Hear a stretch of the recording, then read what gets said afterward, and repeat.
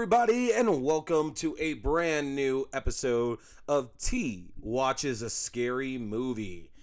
I'm T, and we're talking some scary movies. I appreciate you tuning in another Wednesday night for a brand new episode. Remember, episodes go up every Wednesday night on YouTube at 8:30 p.m. Mountain Standard Time. Again, that's on the YouTube page, 8:30 p.m. Mountain Standard Time. You want to make sure to subscribe, because if you do get subscribed, then you're going to get all the notifications for when I'm going to be putting stuff up as well. So like when I upload something, it'll actually give you the information that you need to know because, again, you're subscribed to the page and everything now. So just to make sure you guys are all going over there and getting subscribed to my fun YouTube page where you can catch all the old episodes as well as other stuff that I'll put up from time to time as well too. Go to youtube.com/C/Theron Reynolds Scary Movie. Again, that's youtube.com/C/Theron Reynolds Scary Movie. But we're not only on YouTube.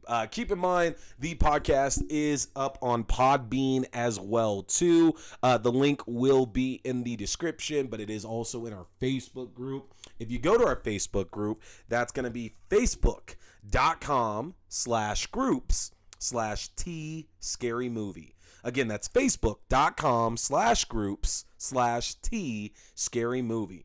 Head on over to the Facebook page, and if you get over there and join our group, you'll actually be able to join our watch parties.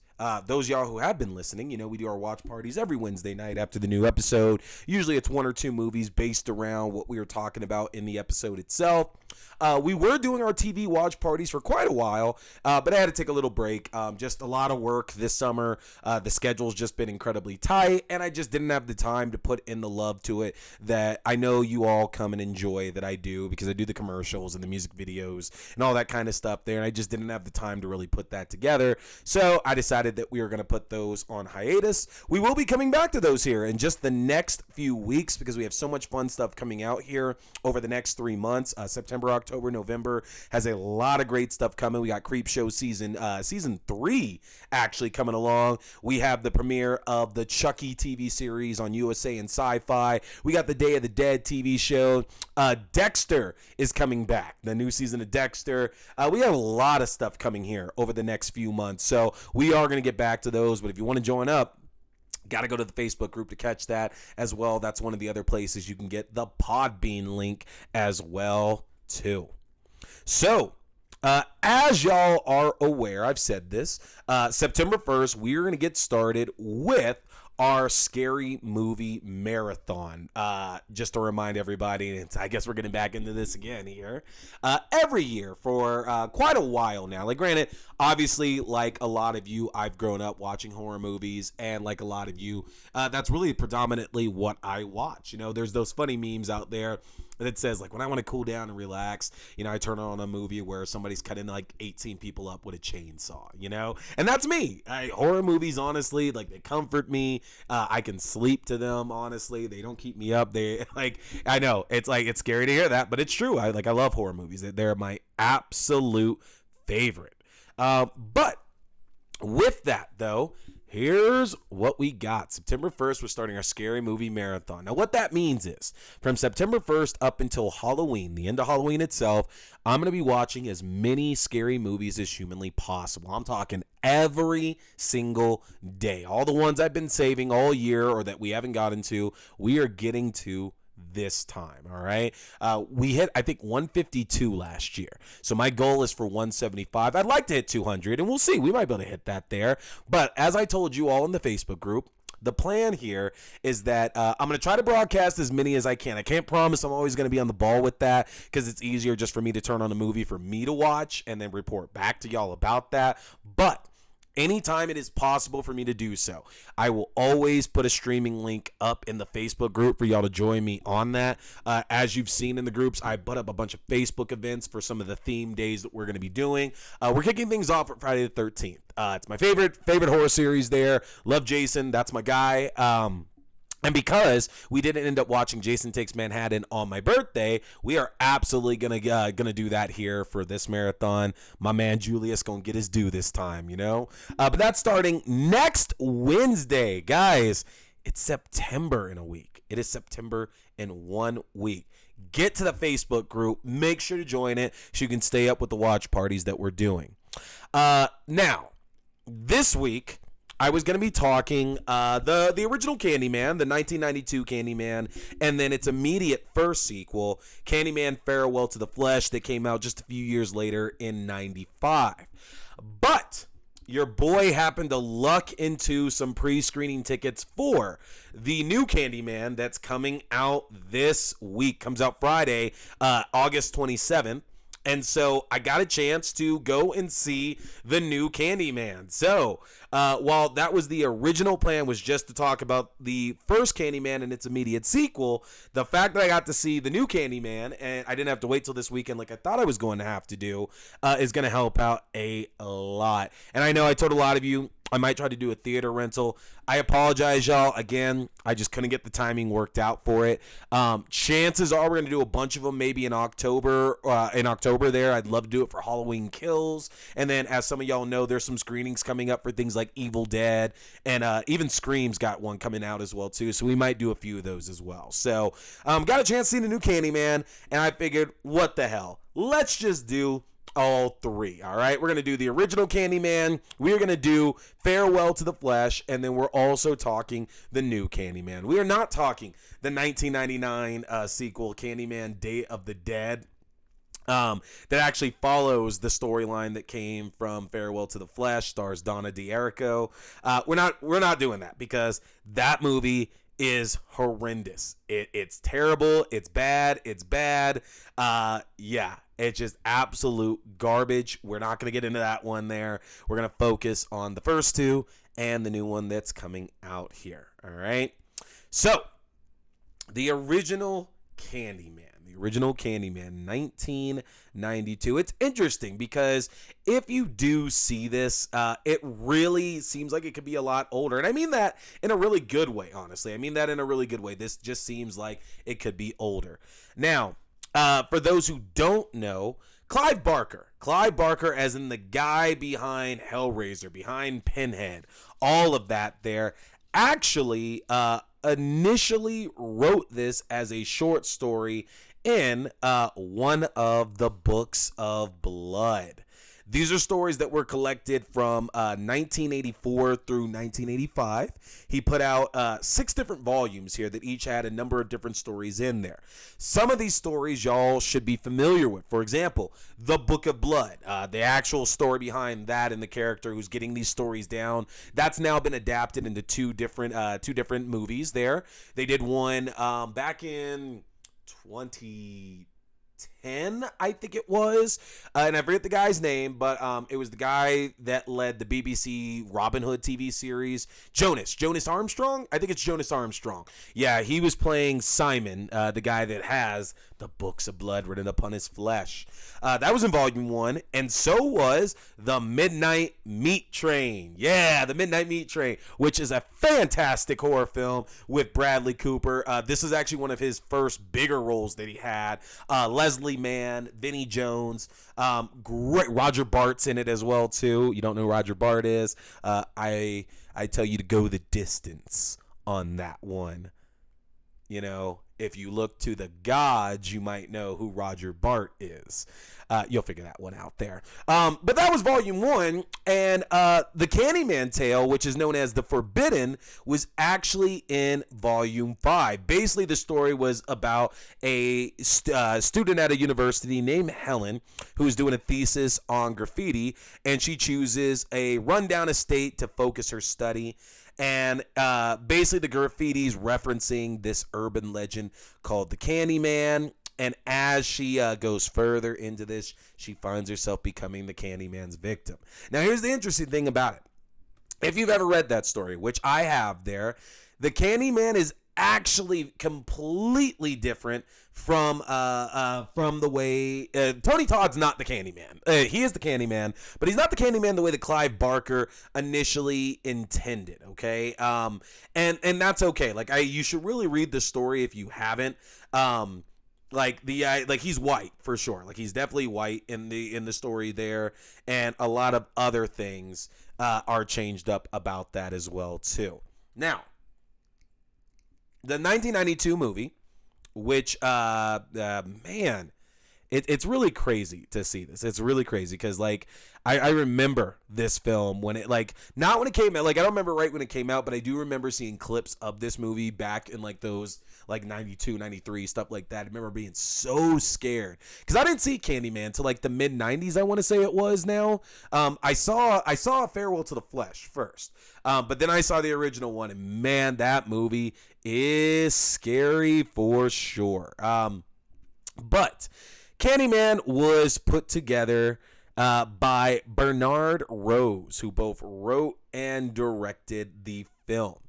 Now, the story here decided to go ahead and update it, move it over to Chicago, and specifically the Cabrini Green public housing development. Basically make it a story that's focusing on the themes of race and social class in the inner city United States. And that's a very important distinction because the original Candyman didn't really have much to do with that. There was a lot of like filling in the blanks for yourself if you really were going to try to get a backstory for Daniel Robitaille and the Candyman and all that kind of stuff here. And Bernard Rose, honestly, what he put here in this film really took Candyman and made it like bigger than what it was. And I mean no disrespect to Clive Barker in the least bit here. But what Bernard Rose did with this Candyman film inspired not generations where it's only been like 30 years basically, or 30, yeah, because 2002, 12, and then we're coming up on 30 is next year. It's 30 years next October. And it like what he set up with that now Candyman is now synonymous with Tony Todd. It's a black guy with a hook. It's a gothic love story. It's brutal. It's violent. It's amazing. That has inspired it more than like Clive Barker's original story did. So the story here still focuses on a graduate student named Helen who she's researching urban legends and finds a story about a spirit named the Candyman, where basically you say his name into the mirror 5 times and he appears and kills the person that summons him with a hook that's on the bloody stump of his right hand. Now, as Helen goes around investigating this, she's finding more and more information about this. And the thing about it is that, again, this is a very racial tale. The background of this character, the Candyman, that Bernard Rose put together for his film, it makes it very, very much a tale of race.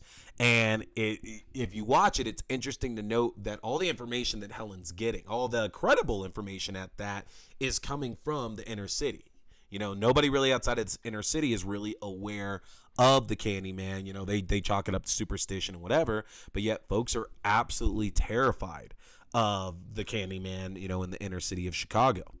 Now, of course, what ends up happening, because everybody's skeptical until it's right in their face, is that Helen ends up summoning the Candyman and nothing happens there. And unfortunately, as time goes on, Helen ends up running afoul of the Candyman. Now, what's interesting is the way they set up a lot of this story.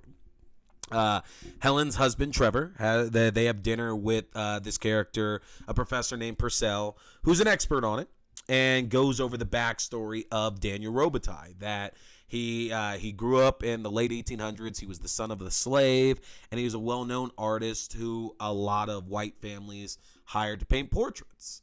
And the problem is that in the 1800s, again, Daniel Robitaille is black, and he fell in love and fathered a child with the daughter of a family, which we later find out, and we'll talk about this, it's the Tarrant family. And when this is found out, the father of this woman he falls in love with and has a child with send a lynch mob after him. And when they do, they cut off his right hand and they smear him with honeycomb. And basically all these bees come and sting him to death. But Daniel survived long enough to transfer his soul into a mirror under the alias Candyman. Now, where the Candyman was killed is the land where the Cabrini Green projects ended up being built. And as the story goes on, and I feel like I'm explaining this here, but like, and I need to get away from that because like I don't need to give you all the plot. We're gonna watch it tonight. I don't need to go through that whole thing there. What is interesting about this is that even in 2021, after the very tumultuous year that we had in 2020, especially surrounding race in our country and everything there, it didn't feel odd that this story is being told through white lenses. And I don't mean that offensively, y'all. Like, it's my show. I can go and do this wherever I want with this now.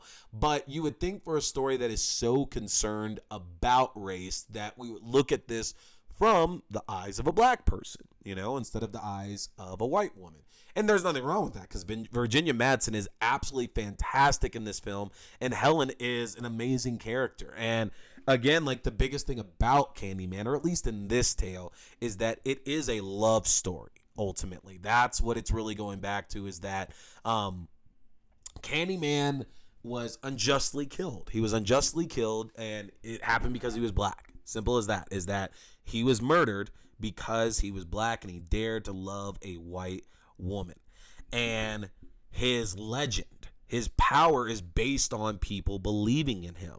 And as he returns time and time again to extract his revenge, it's kind of sad because the idea that we're given basically is that, you know, he's taking this vengeance out upon his own people. It's kind of not a self-fulfilling prophecy, but it's a cycle. You know, we always talk about, but you hear things that, like, you know, black on black violence, and it's just a perpetual cycle, and gang life and stuff like that.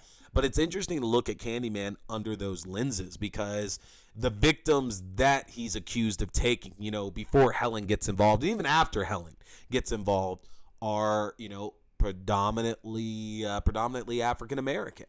And that's a very interesting aspect of the story because, you know, you could almost see it as like, and he doesn't, like, there's nothing from it there. But one of the things I took from it is that maybe Candyman is ashamed of himself. He's ashamed of being black. He's ashamed of his background there. And that's why he's seemingly targeting a lot of African Americans. And Helen just ends up in the middle of all of that. And Helen's job here is simple. Her job is to spread the legend. Basically, had you not become involved with the Candyman, because that's what really makes it different, is that, you know, when we look at things like Freddy and Jason and Michael Myers and stuff like that, there's reasoning behind it. You know, Freddy's taking his revenge upon the Elm Street children of the parents who basically murdered him. You know, regardless of the monster that he was, Freddy's taking that revenge for the murder that was committed against him. Jason is taking revenge for the murder of his mother. You know, Michael Myers is just insane. He's pure evil, and he's just like that's just him working and doing his thing. Chucky is like not really targeting any, like, Chucky's trying to just escape. Chucky's he's a terrible person, and I don't mean that like as in like that's a simple story, but that is Chucky's story there, though, is that like basically he's not really going after anybody. He's not like Jason or Freddy or anything like that. Like, it's just get out of his way. Like, if you don't interfere with Chucky, he's not gonna fucking come after you. And that's kind of the idea of the Candyman, is that, you know, the only time that Candyman's gonna actually target you is if you like bring him to his attention. Like, don't say his name, and you can stay out of like whatever is going on with the Candyman. And Helen, unfortunately, in an effort for her paper to like prove something, summons him, and that's the downfall of her entire life at that point, because the Candyman coming just upends everything about it. And it's interesting because Candyman is definitely it's a gory film. Like the kills in there are not kind in the least bit. Like the kills that Candyman extracts on people are pretty damn brutal. And not only that, but some of the stories they talk about that happens to people in that as well too. Swallowing, like eating the candy, like that has the razor blades in it, or what's the other one there? The drug dealer that's going by Candyman. Yeah, but I mean, with all of that, like there's so many bad things that's happening in this story to a lot of people. It's tough. It can be a tough watch sometimes there, but it's also just so visually striking. One of the things that I loved so much about this movie and about this story too was just like how the powers of the Candyman. Like that first time that Helen encounters him in the parking garage and he's just calling out her name, and you can see she's just entranced by his voice and him calling her out. Like it's like you feel that, and there's a power in Tony Todd's voice. It's such an iconic voice, and he plays the role with such gravitas that it's amazing. It's such a great film. And it's one of those ones that's really good as well too, because it doesn't try to act like a lot of these other ones out there. Like, yeah, Candyman's one of those horror greats like Freddy and Jason and Michael and all of that now. But what the difference with him compared to those other guys there is that there's not really a let's stop the Candyman. And I realize we're going to talk about Farewell to the Flesh, and that's going to change it up a little bit, but there really isn't a whole let's stop Candyman kind of deal, because you can't. Like both films, both the first Candyman and Farewell to the Flesh, both give the implication that no matter what you do, the legend just can't be stopped. Like, it's a temporary measure to get him out of your life right now, but ultimately it doesn't really mean that much. And what makes that, I guess, even more interesting when you think about that is the fact that does lead directly here as well into the new film that's coming out. You know, like the Candyman 2021 here that's coming out here is a direct sequel to the 1992 the 1992 movie that was released. We're ignoring Farewell to the Flesh and Day of the Dead, and it's gonna be picking up, years later from the first movie. And Yahya Abdul-Mateen II, who will be our lead in this film, it's even more interesting because, again, Helen's the lead of the original Candyman. And then we switch the focus over to a new character, Annie, in Farewell to the Flesh, that we're about to talk about. But even the third film, which we're not going to talk about there, focuses on a female character.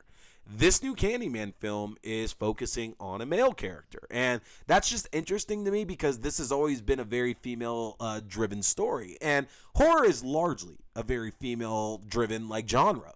So not against it. Not against it at all there. But there were some interesting aspects of this new Candyman with Yahya Abdul-Mateen II in the lead compared to the ladies that we've had in the past there. But what else could I say about the original Candyman?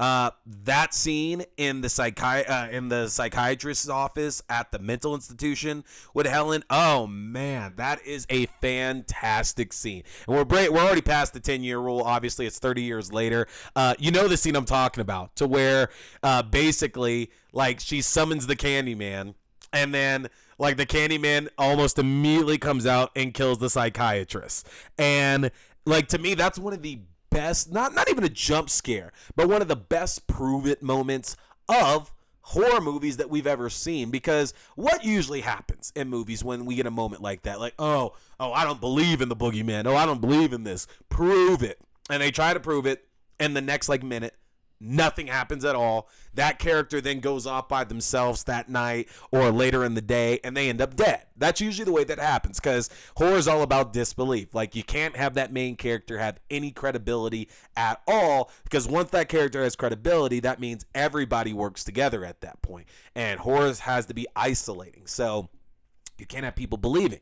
But what was amazing about Candyman compared to all these other ones there is how quickly they pushed that you better believe what the fuck is going on right now. Because again, Helen's is talking to this doctor who doesn't believe her in the least bit. She summons the Candyman, and seconds later, the Candyman shows up to murder the shit out of this doctor, basically saying, again, you're the reason why I'm here. Like, you don't believe in me, so I have to do this shit to show you that I'm real and I'm not nice. Not, it's worse than that, but still, though.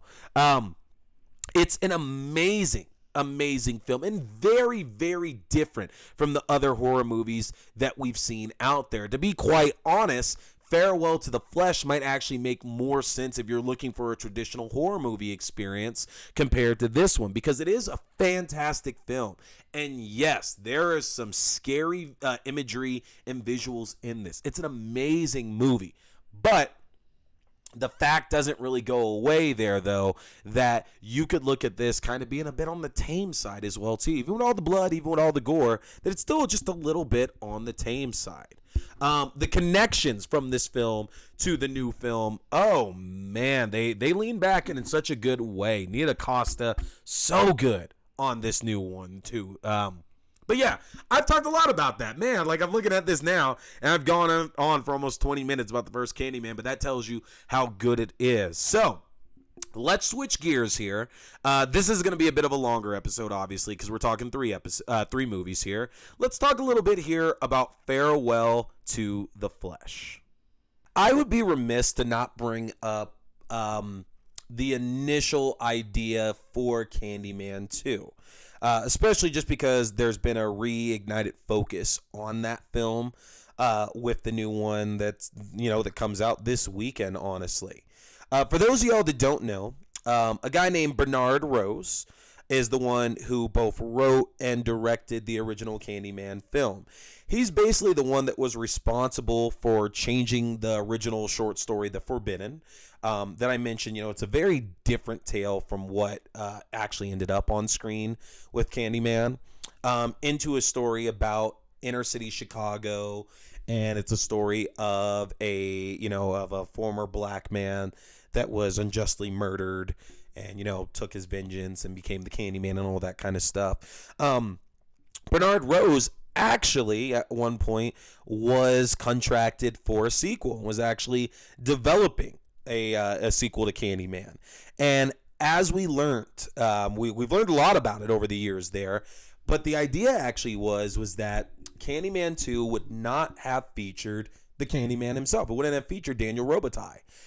It was just going to be kind of an anthology of sorts, because the idea would be is that we're following all these kind of murderers in history, basically, and their impact on society and different kinds of society as well too. And the idea really is that Professor Purcell, who is he is in the first movie, by the way. He's in both the first movie and in Farewell to the Flesh, actually. But Philip Purcell, who talked with Helen about the legend of Candyman, and then as we're about to talk about Farewell with the Flesh, is kind of our connection to the first film as well too. He definitely would end up returning, but the idea was really going to focus on a new tale that was actually based around Jack the Ripper. And that was the Candyman in this one. But it was basically going to be the Midnight Meat Train is what actually recently came out, which is astonishing to hear because I fucking love Midnight Meat Train. I think it's an excellent film. It's a Clive Barker story, so it goes right in line, obviously, with Candyman and things like Hellraiser and stuff like that there, too. But the idea that the next film was just going to focus on that is very interesting, because it's kind of like Halloween 3 in the sense of things there. It's like, okay, we don't have to focus on Michael Myers, but it's about like some horrible things, some horrible supernatural things that can happen on Halloween. And so the idea that it's just about unjust killings and the person that's committing these killings having unjustly being killed, love that idea. But as you can imagine, and as what is said in the interview where he discusses this, Bernard Rose very much highlights the idea that you're making a franchise series here, a franchise horror series, and the goal of a franchise horror series is to bring back the villain, okay? When you do sequels for action and comedy and stuff like that, you're bringing back your protagonist usually. That's your money right there. But when it comes to horror, we're not paying for your protagonist, we're paying for your villains. That's why in Nightmare on Elm Street, we need to see Freddy Krueger coming back. That's why in Halloween, we got to see Michael Myers coming back, which again, Halloween 3 is fucking dope. I love Halloween 3, but I get the reason why people initially were dead set against it, because they absolutely wanted and needed to have Michael Myers involved at that. So of course, when Bernard Rose came back to basically said, look, Candyman 2 is not going to have Candyman. He will be mentioned one time and that's it. And he says that is that Daniel Robitaille was only going to be mentioned one time, and that would be the end of it. He doesn't make an appearance at all. So they didn't go with that, and instead, Farewell to the Flesh was commissioned. Now, Farewell to the Flesh was written by Ran Ravitch, who actually he's wrote some other films that you should be aware of as well too. The Astronaut's Wife, that's the one with like Johnny Depp and Charlize Theron, where he's coming back from space, and like it's a creepy one. I actually like that movie a lot there. But it was written by Ran Ravitch and Mark Kruger, and it was directed, of all people, by William Condon. And if you don't recognize that name, you should, because Bill Condon here has done quite a lot of movies that you absolutely will recognize. For example, he is the writer of Chicago, which was nominated for an Academy Award and for a Golden Globe. He also wrote Kinsey. He directed and wrote Dreamgirls. He directed, I believe, the last two Twilight films as well. He directed the Beauty and the Beast film with Emma Watson. Like, the guy has his creds there. Bill Condon directed Candyman Farewell to the Flesh. Now, Farewell to the Flesh is incredibly interesting, because whereas the original Candyman film took place in Chicago, it took place in Cabrini Green in Chicago, and the idea there specifically is that like this is where Candyman was ultimately killed, is that Cabrini Green was built where Candyman was murdered and his ashes were spread. And we take that story, we're uprooted from inner city Chicago instead to New Orleans, and that is very, very interesting, only because as a kid, you don't notice and you don't really care that much. Just like, oh man, Candyman's here in New Orleans killing people and stuff. And I hate to sound stupid, but as a kid, when I saw this, I didn't notice the difference. Like, it didn't click to me. It didn't go in my head there. They're like, well, wait a minute. The original Candyman is so tied to inner city Chicago. Like, that's a major theme of this film. And Farewell to the Flesh has nothing to do with Chicago at all. And that devalues the film a little bit, because part of what makes Candyman so important is that it really is a story of oppression and the gentrification of Cabrini Green, and how the citizens that live there are disenfranchised, and you know, they're ripe to believe in these kinds of tales and everything like that. It all speaks to the legend of Candyman. I'm not saying New Orleans don't. I've been to New Orleans before, and it can be a very, very creepy place, especially, Bourbon Street and the French Quarter and all that, where the majority of this actually ends up taking place. It can be scary for sure, but I don't know if it necessarily fits with it, because we then do a little bit retconning of the story as well too, because basically the idea that they're now saying here is that the plantation was in New Orleans, which doesn't make sense. Again, Candyman was killed in Chicago. So I'm not saying that the woman that he was in love with, Carolyn Sullivan, couldn't have lived in Chicago. I'm not saying that couldn't have happened. It just doesn't make any sense. Like, changing that one piece of the story doesn't make any sense at all. But either way, the film starts off with Philip Purcell, Professor Purcell, about a year after, or three or 4 years after the original Candyman film, is, he's written a book on Candyman and on Helen. He's basically profited off of all the atrocities that were committed in the first film, as kind of like getting bigger and making money off everything that happened. But unfortunately, as he himself invokes Candyman to prove that Candyman obviously can't be real, it's not a thing, Helen was just crazy and did all these murders herself, unfortunately, then gets killed by the Candyman. Now, right away, this shouldn't be unexpected, really, just because Candyman always ended on a bit of an ambiguous note. Like, sure, Helen technically killed Candyman, but the idea is that, well, he's not Freddy, he's not Jason, he's not all these other guys. He can't really be killed. It's an idea. It's not necessarily about Daniel Robitaille. And then Helen becomes kind of the Candyman of sorts at the end of the original film. So the idea that Candyman is not dead and that anybody can just invoke him and he's back makes a lot of sense. I've loved that idea just because it really should be that simple. Like, oh man, we made it. We survived. Well, not really. No, Candyman's still fucking out there because somebody called him in the mirror. You can't defeat him. He's an idea. It's kind of like Nightmare on Elm Street, specifically in Freddy versus Jason. The plot point they made that, like, Freddy has no powers because nobody believes in him. Nobody knows about him anymore. And that's the idea really here with Candyman as well, is that folks don't believe in him. So, of course, they're going to summon his name. Now, basically, we keep the story that we learned in the first movie, that Daniel Robitaille was the son of a slave. He was a painter. He was very talented. He did a portrait of this woman named Caroline Sullivan. They entered into an affair. Caroline got pregnant. Her father found out, organized a lynch mob. They hunted Daniel down. They gruesomely murdered him, and thus the Candyman legend was born. But they take it a step further and add to the legend by basically saying that Daniel Robitaille's soul was caught in a mirror. That basically they could kill his body, they could destroy his body, but his soul would live on forever. That they didn't have a way to destroy that. And a lot of these ideas here were basically hidden from Daniel's daughter and their descendants. Basically, they were raised as white. They were not told any of their background or their history or anything like that.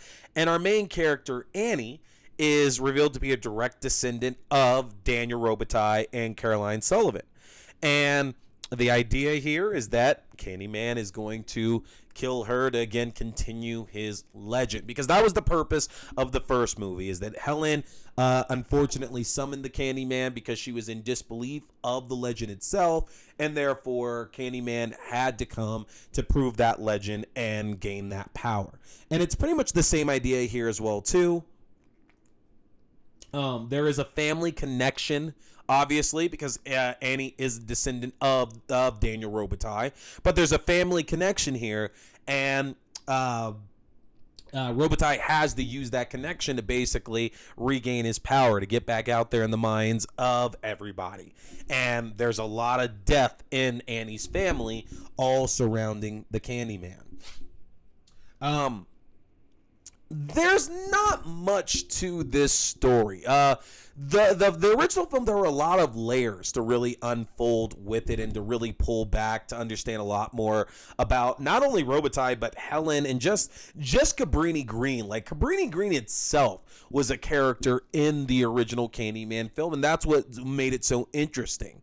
And the problem is that Farewell to the Flesh, you can definitely see how this movie became, what a lot of people probably didn't want it to be, which was, it's just your typical slasher. There's nothing really that special about the actual film itself. And that sucks, because the first movie really was such a fantastic film. Even to this day, the first movie is still so well regarded, and it stinks that in an effort to just capitalize on, everything that the first movie did, they basically just make a run-of-the-mill slasher film here. And I'm not saying there aren't merits to it. I think that both the original Candyman It is a scary movie. It is definitely scary, but it's also lacking in scares, if that makes sense. Like, you can be scared by the movie, but it is absolutely lacking in scares, though, too. And I feel like Farewell to the Flesh is the response to that. Like, okay, now we have to scare people. We got all the good stuff out of the way. Now let's just make a horror movie at this point. And yeah, there are things about Farewell to the Flesh that I do enjoy. Again, like I enjoy I enjoy how Candyman taunts his victims and he torments his victims there, because he's not evil. Like, he's got to get his point across. And unfortunately, the best way to get his point across a lot of times is by murder, you know? But there's nothing really, really memorable here about this. And it becomes even more noticeable in this day and age because, again, as a kid, you know, when I saw the original Candyman, I didn't pick up a lot of the specific details about the original film. And because of that, I had a higher enjoyment of Farewell to the Flesh. And I still enjoy Farewell to the Flesh. But again, the problem is that as an adult, when you see where the focus of the original movie was, it's just really, really hard to go to this and say it's anything besides just another slasher film, honestly. There's nothing really special about this coming out about it. And especially when we talk about here in just a little bit about what the new Candyman decides to do instead. There's no place for this film. There's no place for this really to exist here in the mythos, and it could, honestly. Like, I mean, the new Candyman definitely does not actually invalidate the second Candyman film from happening, but there are plot points that just wouldn't make sense if that's going to be the case there. Some fun kills in it for sure, and I definitely think this would be the movie to watch if you're looking to get actual scares coming from it, like just your jump scares and stuff like that. This is definitely the movie that you want to watch in the Candyman franchise, but you're not missing anything by not having this in your collection.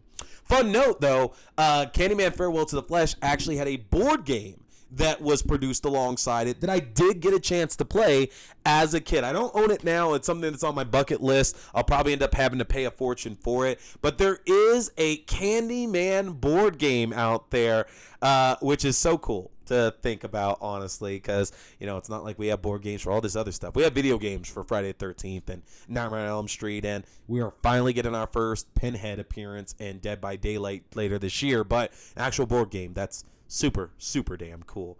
But that's all I got to say about Farewell to the Flesh. Again, it's just not a particularly deep film, honestly. And I've already told you, you know, the connections that the characters have to Candyman itself, so you're not really missing that much.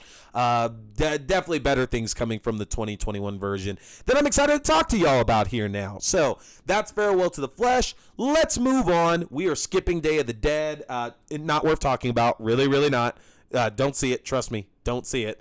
We're going to just go ahead and talk about the 2021 Nia DeCosta directed and co-written by her, Jordan Peele, and Wynn Rosenfield, Candyman. Now, I put my written review up not long after getting to see it, and boy, did I feel emotional after getting to see the new Candyman film.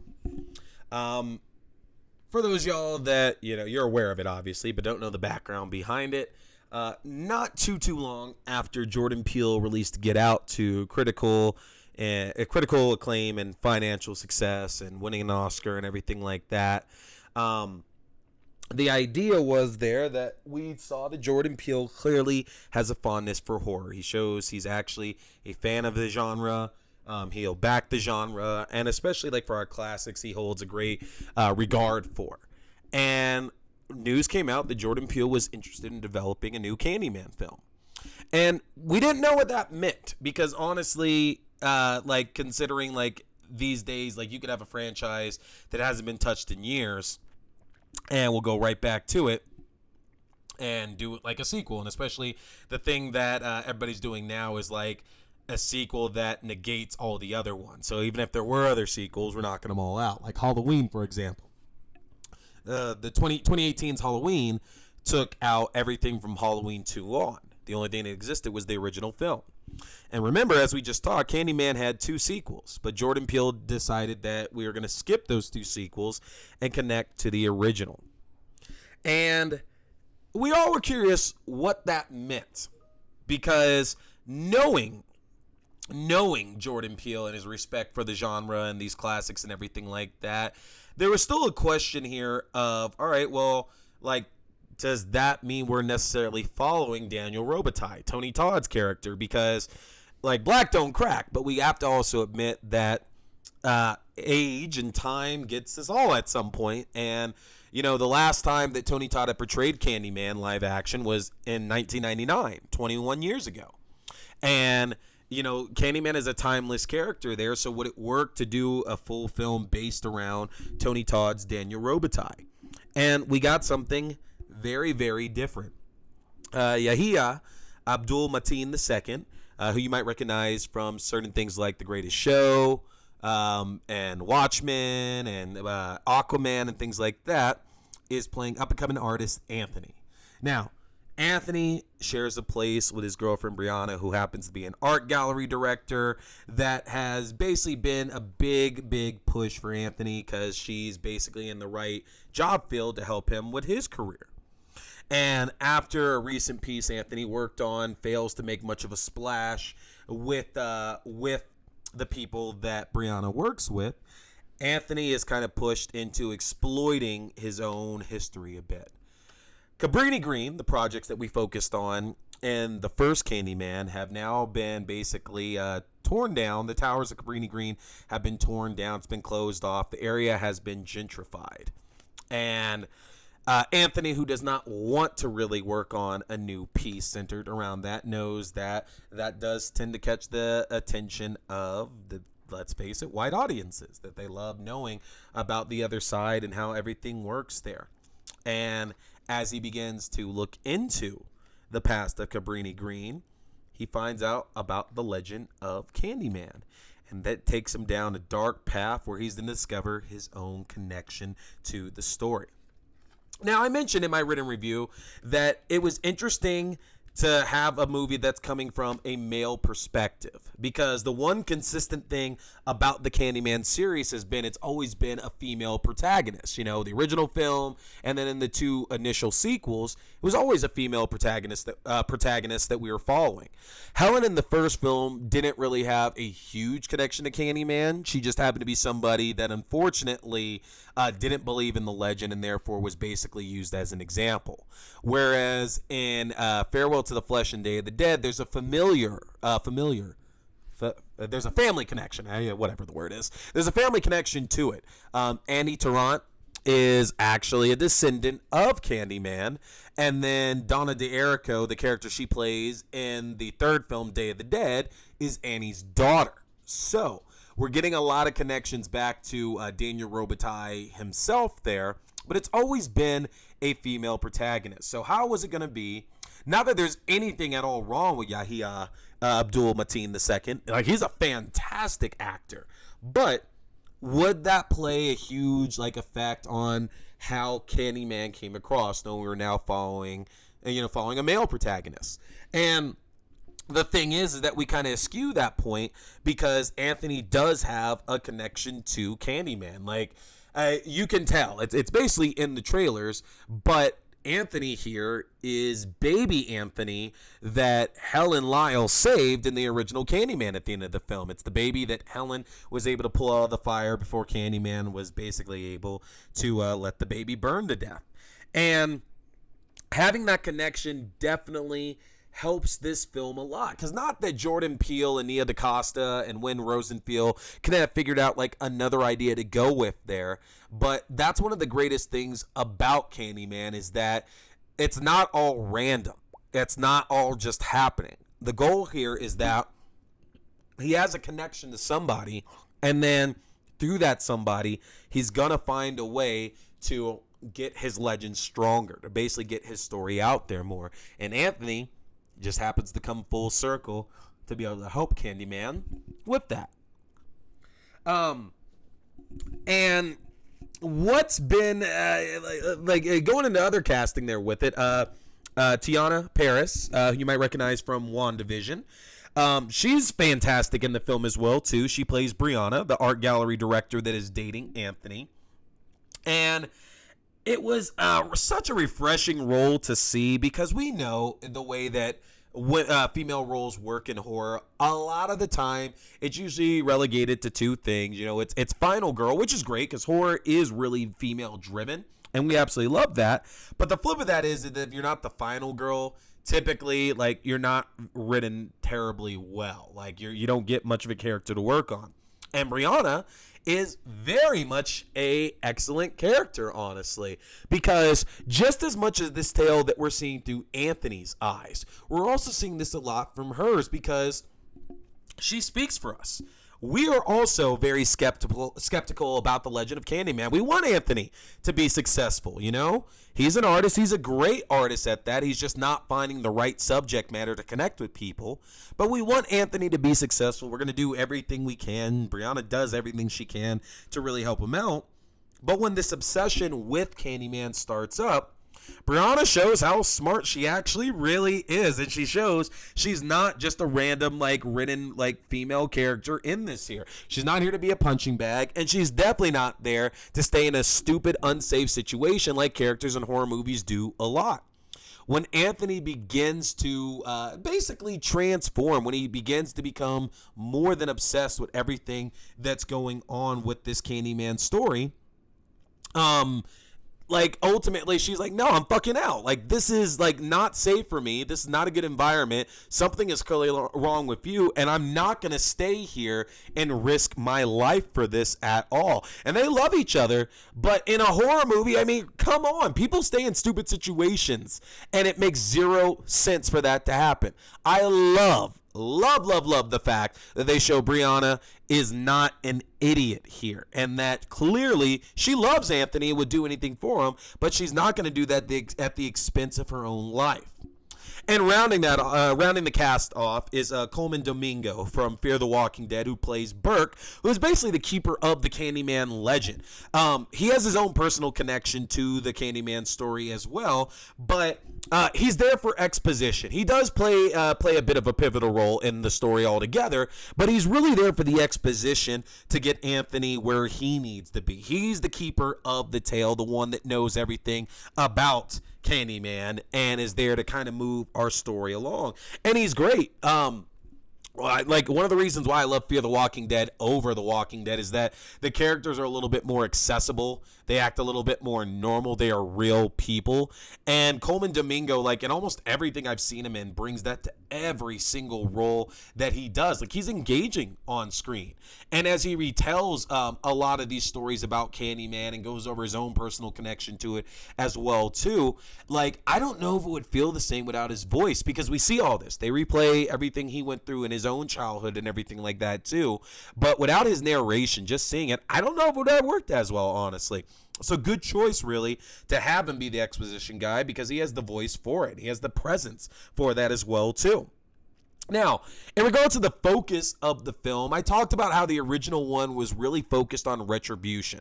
You know, Helen didn't believe the legend of Candyman. She was discrediting it and talking about it was really a piece on how people are fanatics and will just believe anything, and how, you know, something local, something not big can just expand into just a story, into this idea, and Candyman had to use her to prove his point.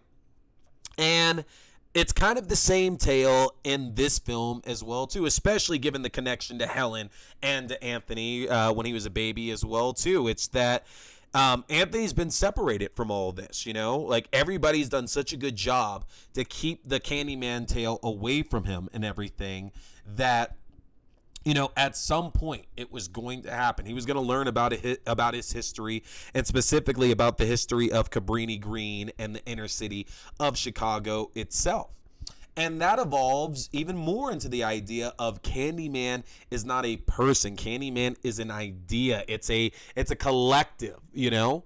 And we got some of that in the original film too. If you remember, like at the time that Helen was investigating, a lot of the misconceptions were coming from a local drug dealer who called himself the Candyman, who wore, this large overcoat. It's a tall, like strapping black man, who also carried around a hook as well too, and had been accused of some terrible things that he did, obviously. But this was the actual legend there, and they didn't go too much further with that. But the idea is that it's not just about Daniel Robitaille. And Candyman here expands that even further. The idea that Candyman is a mantle that is unfortunately passed down over and over. And in the case, it's always a case of an African-American man who has been unjustly neglected and abused, mistreated by our systems, honestly. And that goes into a lot of what Nia DeCosta and Jordan Peele and Win Rosenfield wanted to say with this movie. And it's strong. It's very strong, the point they're trying to get across, talking about racial housing inequality, the problem with gentrification, direct oppression. And after everything that went down in 2020, it also shines a pretty big light on police brutality as well, too. And that's where the legitimate scares come from. The original Candyman was still a really scary movie just because it's a guy running around in a hook, killing people and everything. And Tony Todd's a menacing guy. He's scary. He has a presence about him that really draws you in as well, too. And we get all of that here with this new movie as well, but I noticed myself not really having any issues with the killings that went on. Because another point that they focused on in this story was bringing about something from real life that was really cool to see. The idea that black people would never dare to invoke Candyman's name. Because sure, we don't really believe it, but in the back of our minds, we really do. And we also know that we're not playing with fire. That after everything we've gone through, over the course of history and everything like that, you're not supposed to invoke things that could cause more negativity to African Americans. So if the idea is you can say this guy's name 5 times and he'll appear and kill you, we're not going to do that shit. That's just fucking stupid to go and do. And that's a big point, plot point of the movie, is that anytime anybody African American is around that, they're like, no, don't do it. We're not saying it. We're not playing this game. Yeah, Candyman's fake as hell, but no, we're not going to do that. We are not saying that name. We're not playing games with this at all. And I love that because that is something with horror movies. We're not going to these abandoned buildings. We're not using Ouija boards. We're not invoking anybody's name. We're not calling out, hey, anybody there? We're not going to do any of that because we know choices like that tend to come with some consequences, honestly. They really, really do. And it was interesting seeing that because it's super meta. It's like Scream. It's like Cabin in the Woods. It's like Wes Craven's New Nightmare. It's about all those things to where we're seeing real traits in the real world and then not just something that happens in a horror movie. And I love that because the people who are all invoking Candyman in this film, they're all white. And I have no problems with white people. My wife's white. Yeah, I love white people. But it was interesting to point out and to show that the only people invoking Candyman's name are disbelieving white people. It's not a case of in the back of their mind, oh, Candyman might be real. They're like, no, this is a black story. It's affecting, inner city black people. This is not going to come back on me at all. Let's just do this so we can have fun and disprove shit like this. And they pay the price. There's a lot of callbacks to the original film, and I talk about in the original film, I love the scare of when Helen is in the mental institution and she's telling the doctor that Candyman's a thing, doesn't believe it, she invokes Candyman, and he immediately comes and kills the doctor, like within the time span of like 15 seconds, basically. And I've talked about, I did talk about earlier, about how in horror movies we don't get that. Like somebody says, oh, I don't believe this, and then they die 10 minutes later to prove that point. And there's a great callback with that as well, too, when people start calling Candyman's name. And the visual scares in this are really, really good. I mean, I do feel that most of the horror in this film comes from invoking real-world terror and race relations and police brutality and stuff like that. That was really the big scares of this film. But the visual scares they go with work really, really well, too. The killings themselves aren't scary, in my opinion. They really, really aren't. But it's kind of like I equate it to The Haunting of Hill House, actually, to where, you know, if you pay attention, there's so many ghosts in all these episodes and all these scenes, and they're fucking creepy as hell when you notice where these ghosts are. And in Candyman, it's the same thing. When characters are invoking Candyman, looking out the corner of the screen or in certain areas for where Candyman is at. And I love that. I love that they chose to utilize that here, because it's such an effective scare, a scare to use as well, too, honestly. Love that so much. Now, here's where we're going to get a little spoiler heavy. Not spoiler heavy. Tony Todd is in the film, and so is Virginia Madsen. They are both in this movie. But we have to remember, something important for you to remember is that we all think that Candyman was in a lot of the original film. Tony Todd's not actually in about half of that movie, if not more. He's in less than half of that film collectively when you go back and take a look at it. Like, I'd say maybe a total of 15 to 20 minutes is how much time Tony Todd spends in the original Candyman on screen. Kind of like Hannibal Lecter. Like, if you ever heard the fact that, you know, Anthony Hopkins is not in a lot of Silence of the Lambs, same thing for Tony Todd. And I have to confirm for y'all, same idea here with this new one, okay? The focus is not, like, Tony Todd is not playing a huge role in it. The role he does play is very important. It is very, very important, but it is not a huge role. But that goes to the story that they're telling, because, again, the original film really focused a lot here. It really focused a lot, honestly, on what am I thinking of here? On the story of Daniel Robitaille. And this is not Daniel Robitaille's story. It's the story of the Candyman, but our focus here is not on Daniel Robitaille. And again, that harkens back to the original film with having the drug dealer that was called Candyman as well, too. That plays a big part in this story, and I love the fact that we don't have to forget what happened with Tony Todd in the original film, or even the story of Daniel Robitaille. I love the fact that there are just other stories out there that concern the Candyman as well, too. This was a phenomenal film, y'all. This was an absolutely phenomenal film. I loved it. As I kept going through the movie, I expected to be more and more disappointed that I wasn't feeling scared by, like, the killing or anything like that. But, oh, man, no. This was effective in different ways I was not expecting in the least bit, and that's part of what made it so good. I can't stress this enough that you need to go and see this movie. It is important, and it is incredibly timely, again, considering all the things that happened in 2020 and that are still happening, you know, right now. It's a very timely tale for sure. And in case you're wondering, it is absolutely leaving the door open for a sequel. It would be very easy to produce a sequel. I don't think they need one, honestly, but it would be very easy to put a sequel here with this one.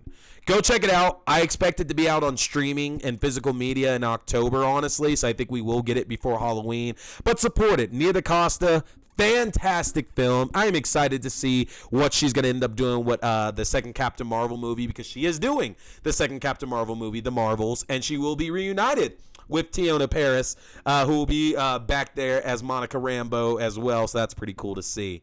But that's going to do it, y'all. We have talked the original Candyman. We have talked Farewell to the Flesh. We have talked Candyman 2021. Get over to the Facebook group, because we are starting our watch party. We're going to watch the original Candyman, and we're going to watch Farewell to the Flesh, and I want y'all to be a part of that there. Have some fun with it. But get over to the watch party where you can get the link for that. And, of course, like, subscribe. I want to hear y'all thoughts on this one, as well as the other Candyman movies as well, too. But that's going to do it, y'all. My name is T.